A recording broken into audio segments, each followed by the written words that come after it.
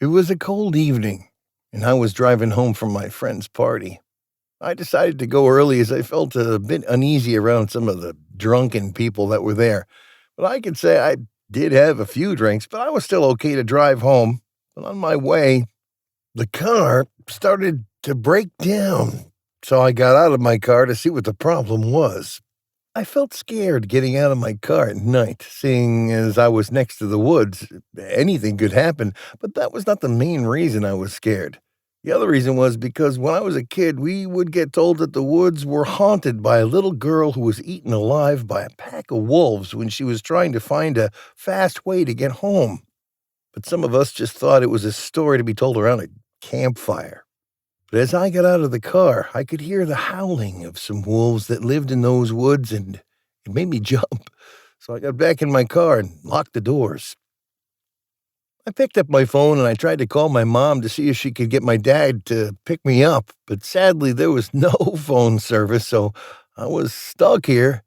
I really didn't want to get out of my car, so I got into the back seat and got one of the blankets I keep in the back seat to lay down with.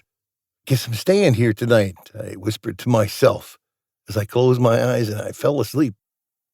A few hours later, I woke to the sound of scratching at my car door and I started to panic, but then I heard a little girl scream.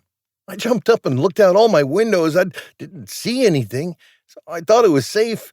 I knew it was a stupid idea, but I got out of the car, and when I did, I saw scratch marks, but not from an animal. They looked like human scratch marks. As I looked at them, I heard the scream again, and I just started running into the woods to see if someone was in there. They could be hurt or worse. I ran for about 10 minutes, but I couldn't see anyone, not even an animal. The woods were silent, but I had to keep looking.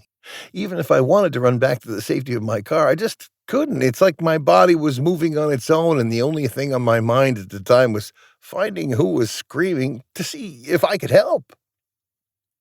As I was screaming to see if I could help, as I was running, I saw a flash of red and looked over to where I saw it, but there was nothing there.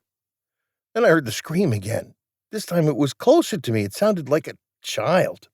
Maybe they got lost. Maybe something's scaring them, I said to myself as I ran over to where I saw the flash of red.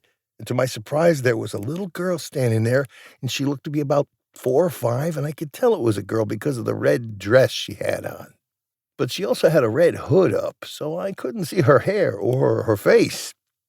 I took one step over to her before she screamed again and started running, so I followed after her thinking she thought it was someone who would hurt her. "Wait, please, I'm not gonna hurt you. I just want to see if you're okay," I shouted to the girl, but she didn't stop running, and after some time I lost her. "Where did you go? Hello?" I called out, hoping I would find her, but I had lost sight of her. Then I hear her scream and the howling of some wolves, and that's when it hit me. The story we got told as kids about the little girl who was eaten alive in these woods by wolves, that was her, and I was seeing her wandering spirit. I didn't wait to figure things out before I started to run to the sound of her screaming, but what I saw when I found her scared me even to this day.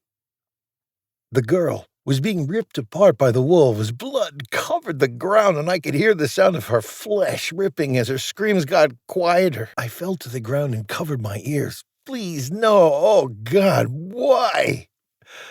I shouted before I heard a little girl whisper, "Save me! Save me!" My eyes snapped open, and I was back in my car. What?" I said out loud before looking out the window to see the sun coming up. Was it all a dream? I asked myself as I moved back into the driver's seat and started the car. And thankfully now it was working. I didn't hesitate to drive away.